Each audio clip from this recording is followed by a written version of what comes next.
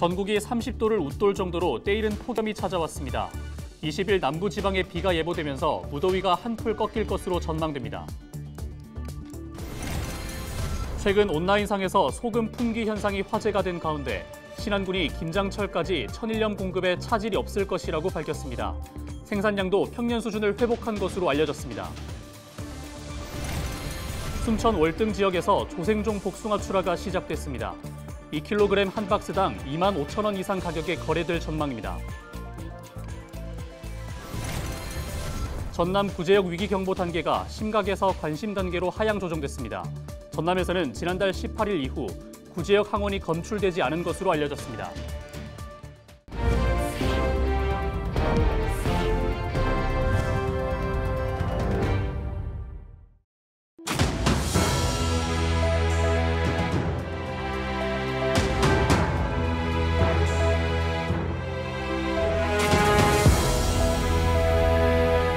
시청자 여러분 안녕하십니까? 헬로TV 전남뉴스입니다. 전국이 30도를 웃돌 정도로 때이른 폭염이 찾아온 가운데 20일 남부지방에 비가 내리면서 더위가 한풀 꺾일 것으로 예상됩니다. 광주지방기상청은 그동안 고기압의 영향 때문에 낮 기온이 평년보다 크게 올라 더위가 이어졌고 20일 오후부터 광주와 전남 지역에 5에서 20mm의 비가 내릴 것으로 예보했습니다. 이날 아침 최저기온은 17에서 19도, 낮 최고 기온은 28에서 35도로 평년보다 많게는 6도 정도 높은 것으로 예상됩니다. 신안군이 김장철까지 천일염 공급에 차질이 없을 것으로 내다봤습니다. 신안군은 6월 들어 기상 여건이 양호해 천일염 생산량이 평년 수준을 회복했고 비금과 도초, 남신안 등 지역 농협 6곳이 7월부터 천일염 출하를 계획하고 있다고 설명했습니다. 천일염 생산자 연합회에서도 최근 품귀 현상이나 소금 대란 등 공급량 부족을 걱정하는 언론 보도가 잇따르고 있지만 저장해 놓은 천일염만 2만 톤이 넘고 하루 평균 2,000톤 넘게 생산하고 있어 공급량 부족은 없을 것으로 예측했습니다. 박우량 신안군수는 불확실한 추측성 보도에 동요하지 말고 천일염 산지에서 적정 가격에 구입해달라고 당부했습니다. 순천 월등면에서 조생종 복숭아 수확이 시작됐습니다. 지난 봄 냉해 피해가 일부 있었지만 조생종 복숭아에는 큰 영향이 없었는데요. 복숭아 당도가 최고 13브릭스까지 나오면서 농가들에게 효자 노릇을 톡톡히 하고 있습니다. 보도에 서경 기자입니다. 탐스럽게 익은 복숭아가 나무 가지마다 주렁주렁 달렸습니다. 중생종 복숭아보다 크기가 조금 더 작은 조생종 복숭아입니다. 작은 고추가 맵다는 속담처럼 크기는 작아도 당도가 높고 과육도 알찹니다.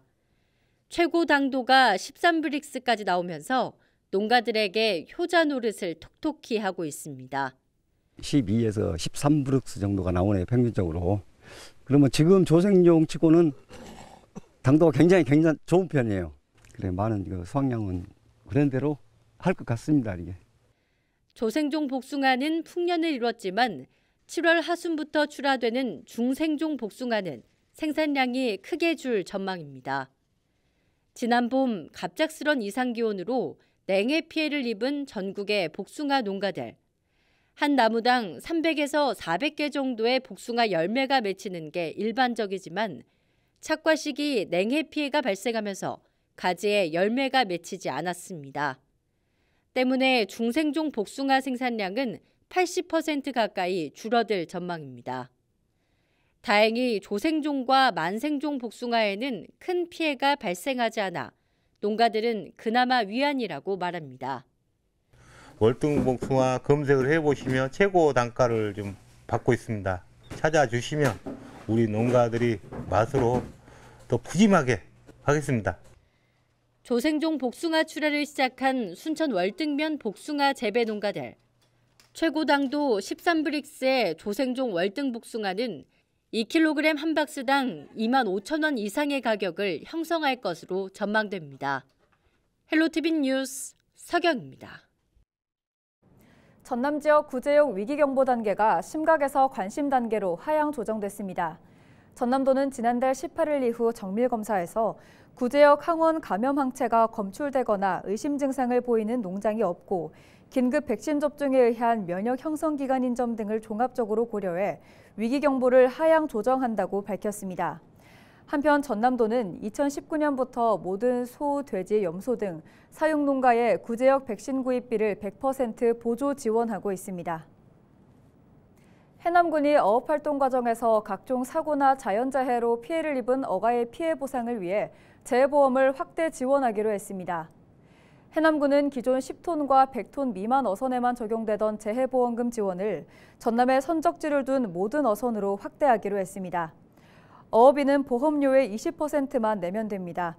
지원금은 선박의 톤수에 따라 다르기 때문에 자세한 내용은 지역 수협에 문의하면 됩니다.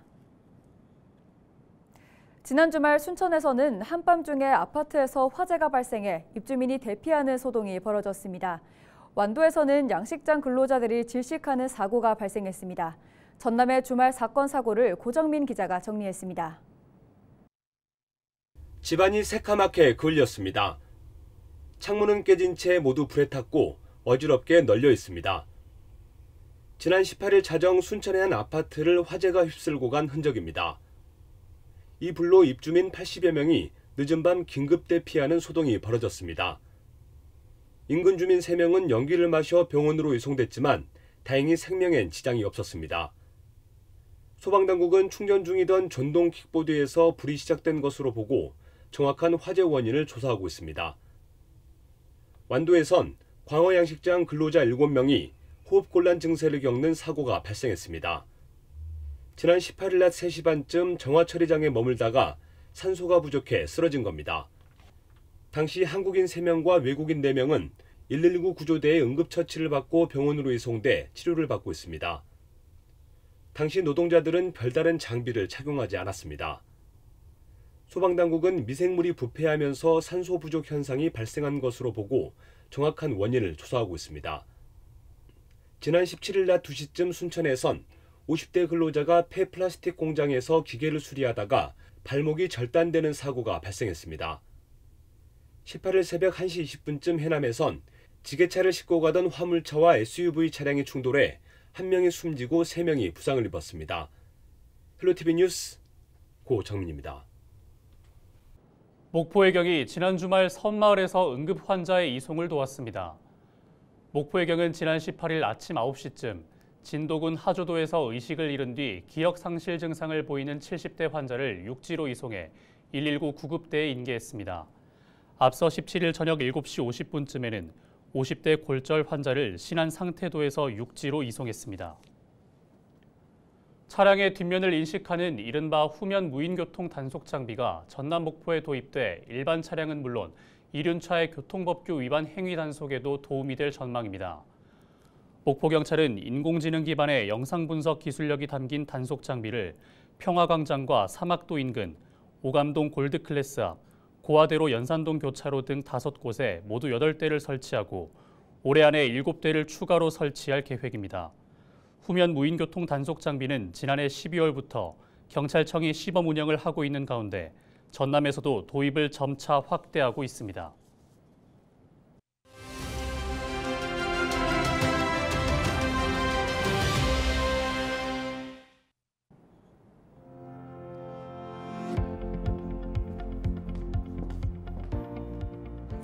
한 줄에 1,000원밖에 하지 않던 김밥, 단골 외식 메뉴로 꼽히는 저렴했던 삼겹살까지 대표적인 서민 음식의 이 가격은 이제 어디서도 찾아보기 힘듭니다.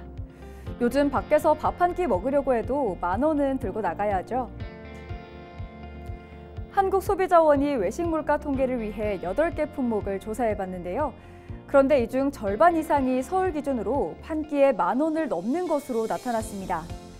삼겹살이 200g에 19,150원으로 20,000원에 육박했고요.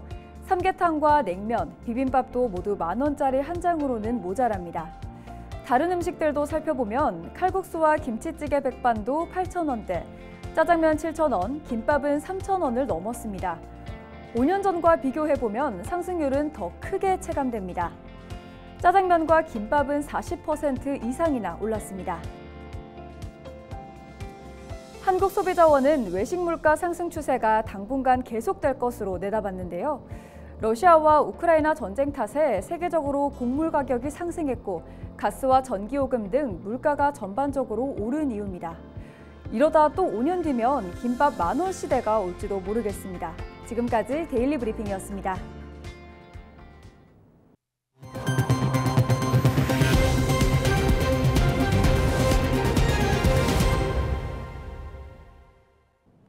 목포해경이 음주운항 특별단속에 나섭니다.